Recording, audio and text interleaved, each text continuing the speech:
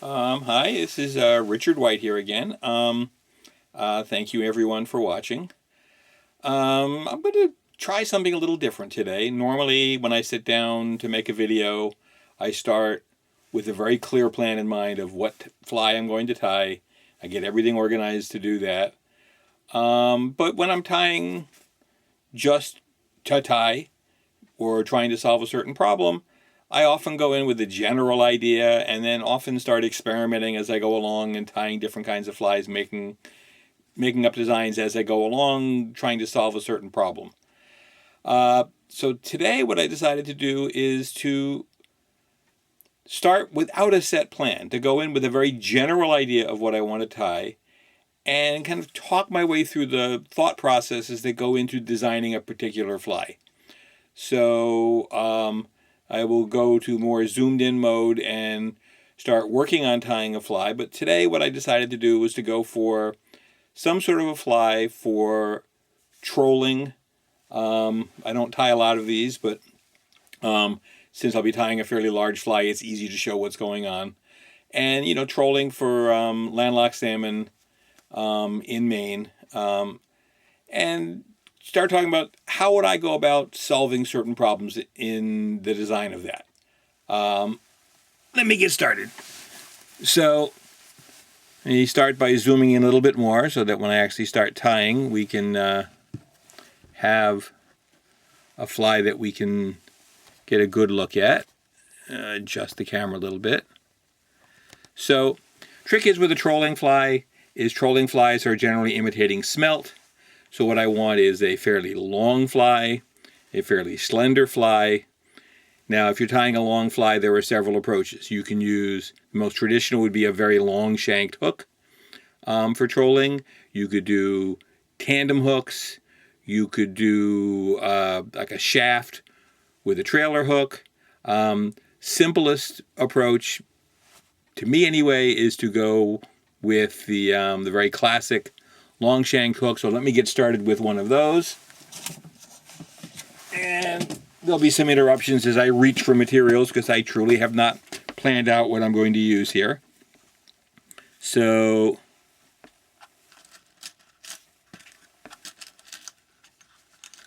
I will start with,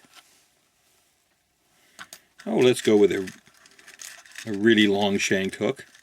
I will start with a Mustad R79, which unfortunately Mustad no longer makes. It is a 9 extra long hook. And I'm going to have to adjust just to even get it to fit in the field of view. So excuse me while I drop back a little bit here. There we go. We can see the whole hook now. So very long shanked hook, very classic. So now the trick is when you're tying on one of these, you've got several approaches. Traditional ones are going to use long hackle wings, also with some bucktail. Some people tie them exclusively with bucktail. I'm going to figure it out as I go along. I'm going to start with black thread. Now, one of the things you're going to discover with a very long shanked hook is, first of all, it's important to get it into a notch in here so the hook stays where you put it. There we go. Oops, let me move that up slightly. So there we go. It sits better. Pick up the thread I dropped on the floor.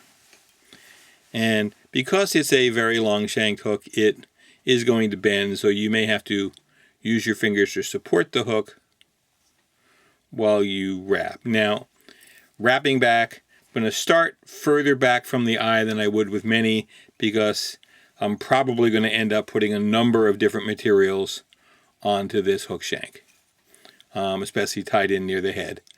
So I don't have to have perfect touching turns going down, but I do want a fairly smooth underbody. It's just good practice, even if you're not going to use a tinsel body. It's definitely important if you're using a tinsel body to keep an incredibly smooth underbody. I'm thinking in the moment I'm not going to go with tinsel. You can use the body on one of these for any of several different purposes. Sometimes you use tinsel if you want the body of the fly itself to be a major source of the flashiness in your fly. Then a tinsel body is obviously your first choice, or if you want something a little thicker, you could go with a braided body, which might even be a little more robust, less prone to breakage. So keep winding, and there'll be quite a lot of winding when you're on a very long shank hook. And I'll go back until I have pretty much reached the bend. So I'm essentially above where the barb was. So now, trick is, what am I going to use for the various parts of my fly? And so I think I'm going to go with any flash here is going to be in the rib. So here I have some medium hollow tinsel. And so I'll pull off a decent length of that. Again, everything longer for a long shanked hook. I will clip that off. Now, and then I can tie that in at the back because it does not add very much to any bulk on the hook, so I do not have to lay it down over the whole length the way you might on a salmon hook. Now I need a body color. So if I'm going to use flash there, I want the body color. If I'm thinking of smelt, I've got several options.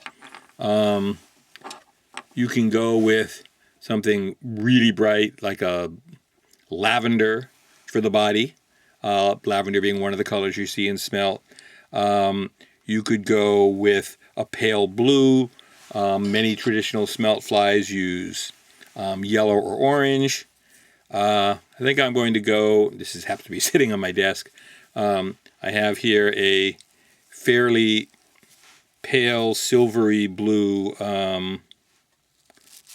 floss. This is actually an embroidery floss. And the nice thing about embroidery floss, well, a couple of nice things about embroidery floss, you get hundreds of possible colors. It's not terribly expensive.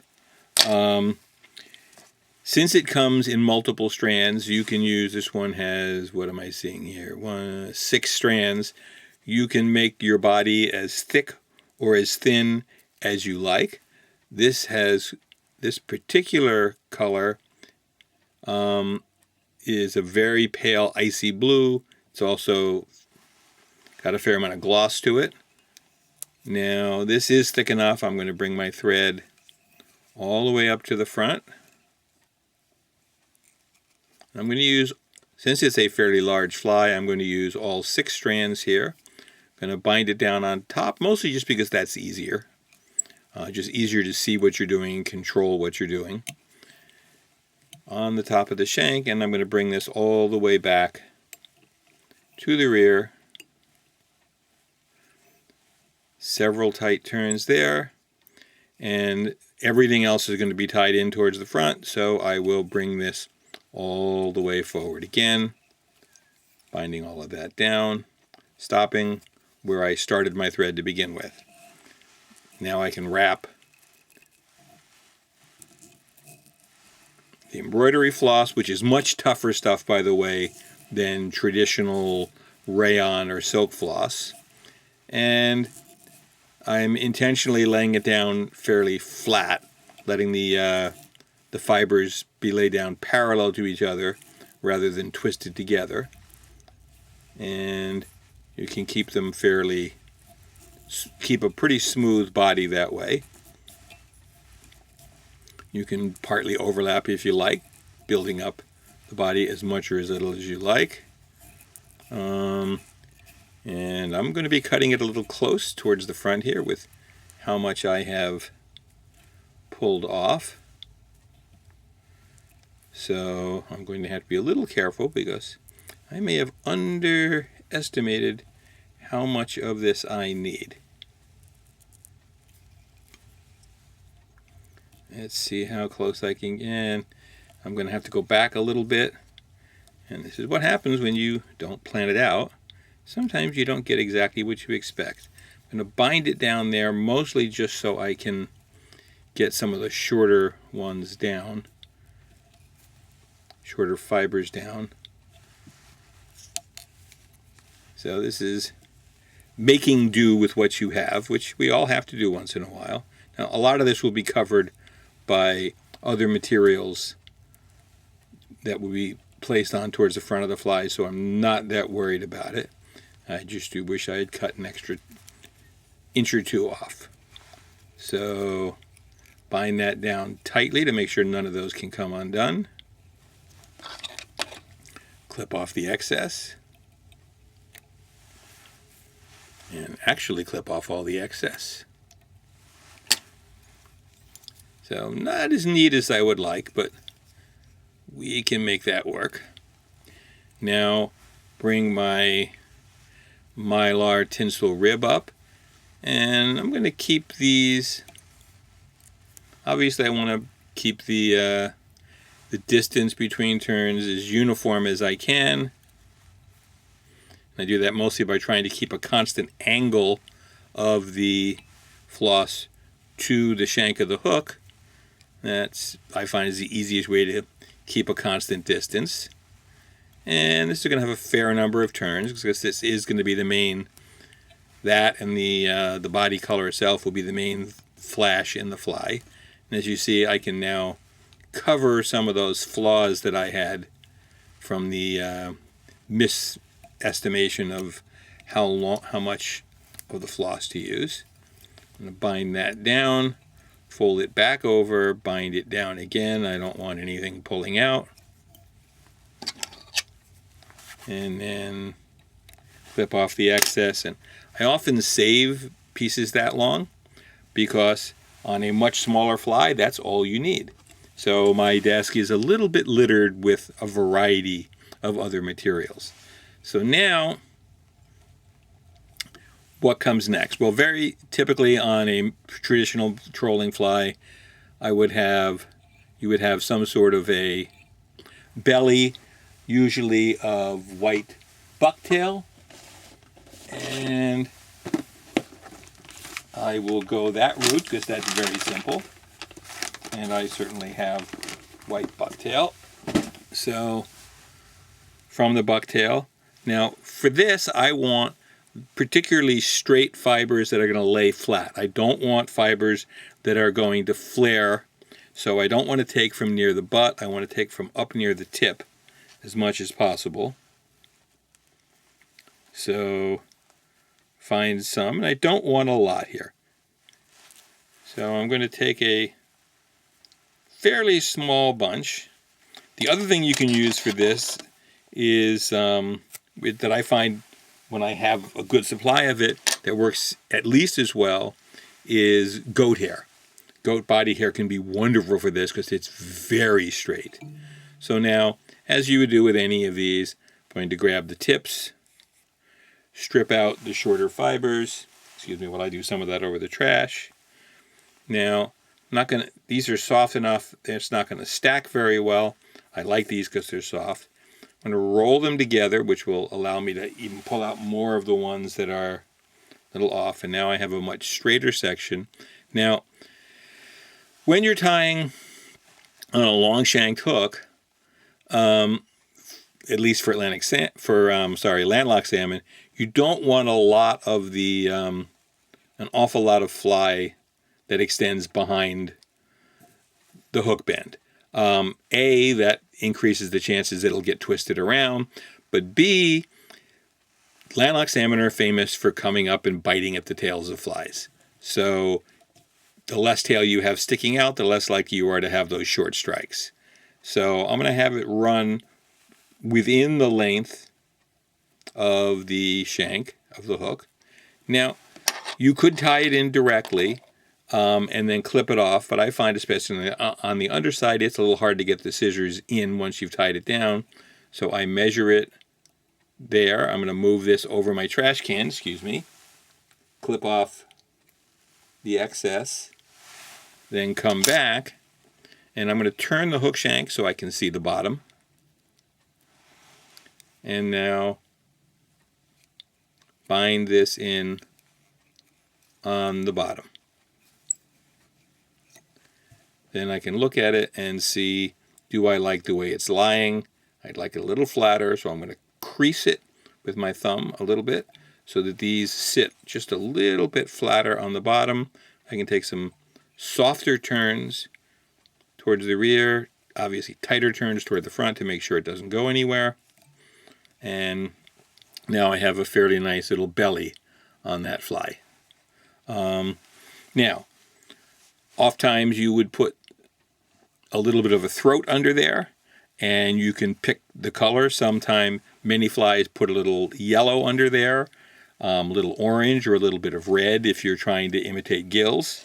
I'm looking at what's on my desktop, and I see, oh, I have a nice bit of red hackle here that I've been working on for other flies. And this is just going to be a very short bit of throat to imitate gills, so I don't need it to go very far back. So I'm going to take a section, pull it off. Again, turn it so I can see the underside of my fly. I'm going to square those ends off, lay that down as a throat. A couple of turns, use my thumb to spread it slightly and to make sure it's just that it's on the underside. Then I can bind that down tightly.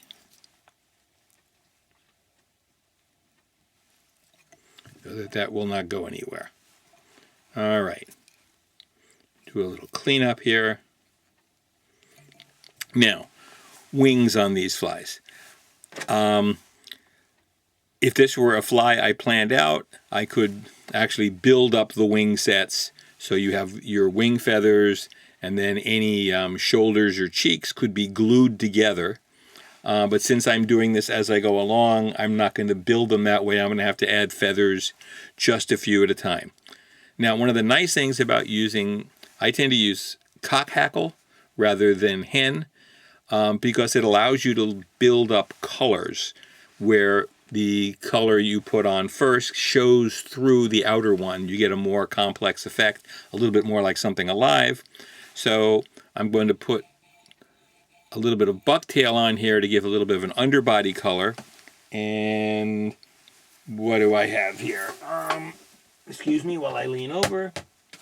And a common underwing color, and one that works well for this would be yellow.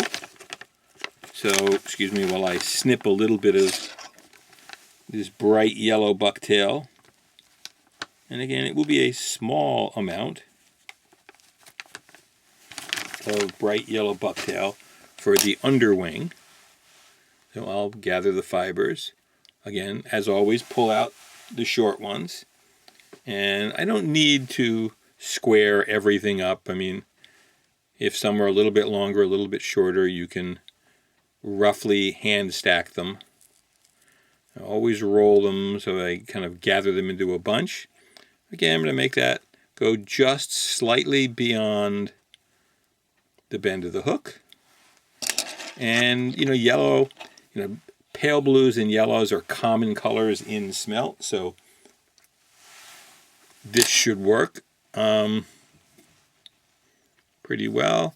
Let me bring my thread back a little further so I can bind these down and keep a nice smooth, small, if somewhat long head. Long heads are very common on these types of flies. And so I can have just a little bit of yellow just to give some color underneath. Now, next layer here, I have to decide, do I want to go with either a feather wing or bucktail. The nice thing about bucktail is when you layer it, you get the different colors showing through. And in this case, I think I'm actually going to go less traditional. Rather than using feather wings, I think I'm going to work with more bucktail here. I believe I have some really nice gray bucktail, which is a great color for smelt. So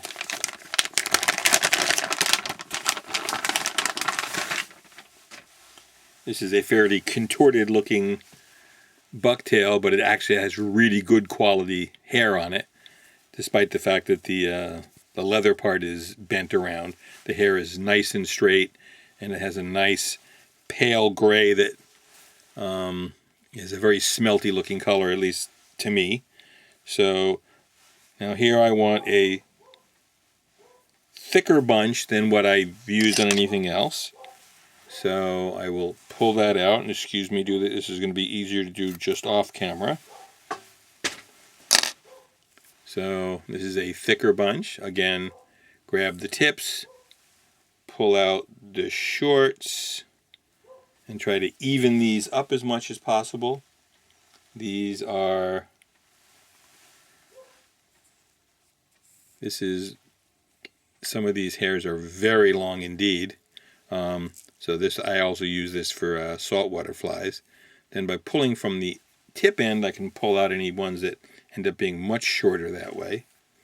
So I have a fairly uniform bunch. And I still have a few extra short ones hung in there. So now I want to lay this on top of and partly surrounding the yellow.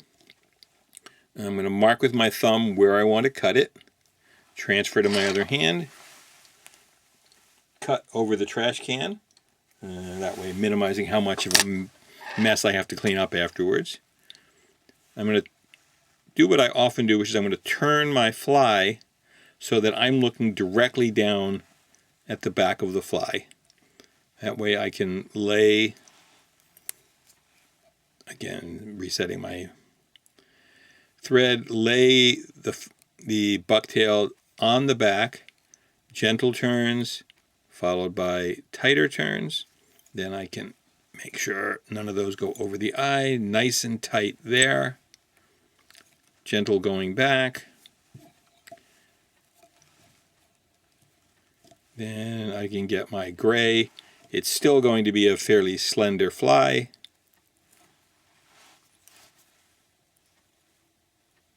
Which is what I want. Again, smelt are very slender. Now, crease it slightly to make it sit down flatter.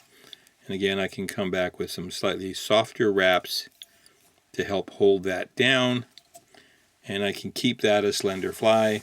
Now, I'm seeing that gray and I'm thinking, I need to get a little darker. So,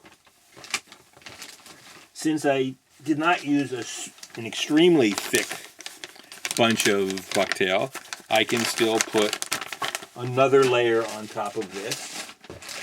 And I do have I think this will actually look nice on here, a darker blue-gray bucktail that I can now layer on top of that last.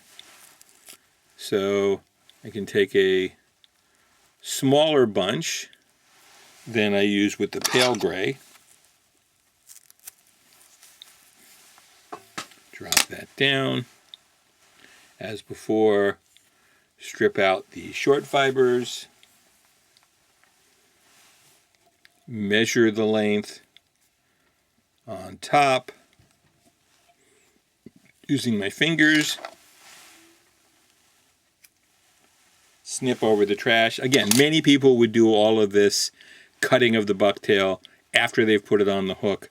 I just find I prefer the control I get doing it this way.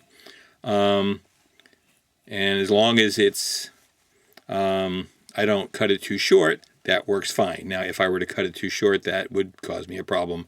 I'd have to throw it away and start over. Not the fly, but the bucktail. So, whoops. I need to square that up. I got one little hair there that's out of the way.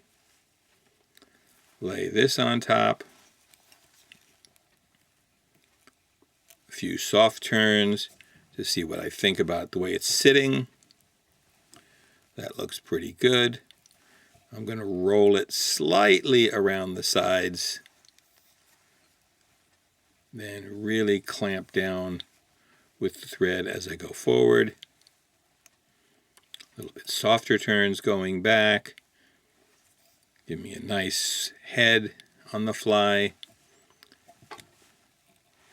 Now I have to decide, is this a fly that gets a cheek or not?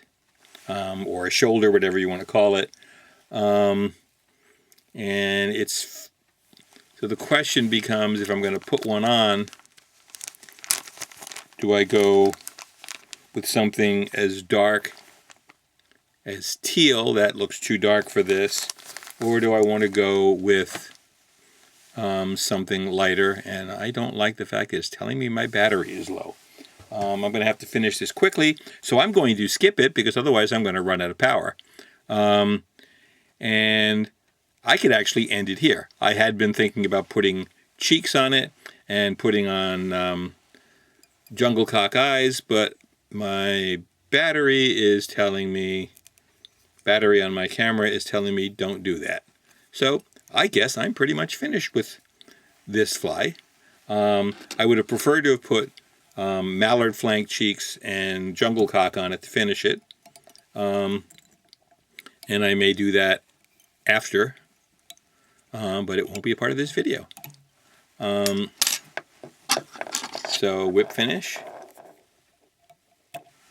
and end it before it doesn't give me any options on what to do. I thank you for watching. If you'd like to subscribe, please do.